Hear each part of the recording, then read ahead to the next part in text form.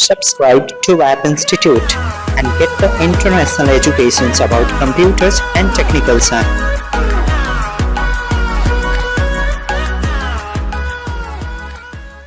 A shape enhancement morning to viewers. This is your host Shaurav. In this whole video we are going to show you that how to use border radius property. So let's achieve in Hindi language. Guys ये video previous part का continuation है, so kindly इस video को देखने से पहले आप इसके प्रीवियस पार्ट को देख लें. क्लियर?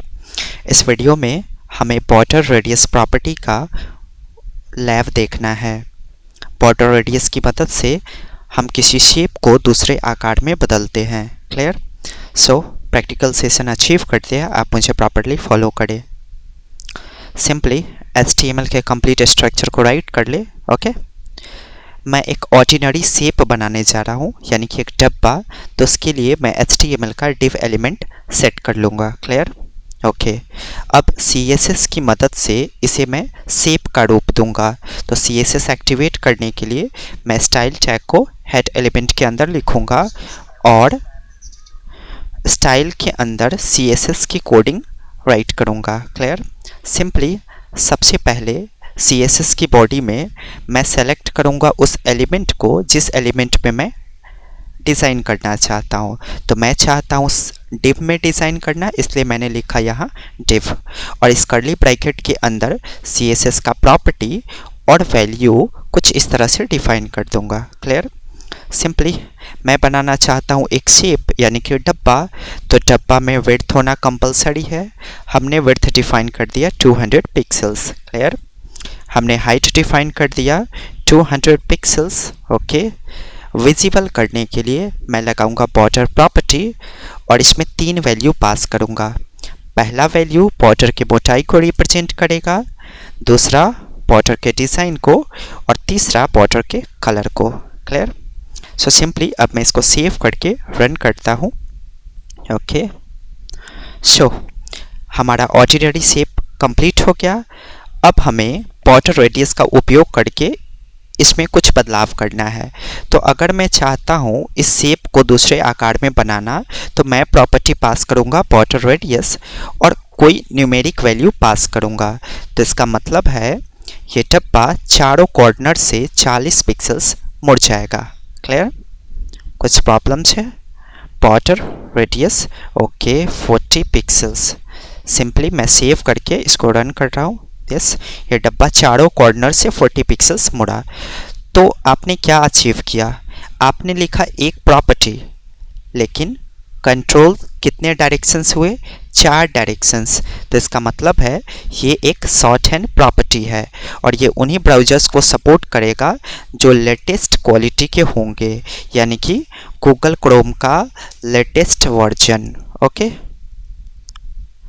सो हम पढ़ रहे हैं CSS2. तो CSS2 में हम उपयोग करते हैं लॉन्ग हैंड प्रॉपर्टी को. तो लॉन्ग हैंड प्रॉपर्टी हर डायरेक्शंस के लिए बॉर्डर रेडियस का अलग अलग है. सपोज करें कि ये विदाउट बॉर्डर रेडियस है, तो इसमें 4 डायरेक्शंस है बॉर्डर रेडियस के रेस्पेक्ट में. ये जो आप कॉर्नर देख रहे हो, इस डायरेक्शन को हम टॉप लेफ्ट कॉर्नर कहते हैं.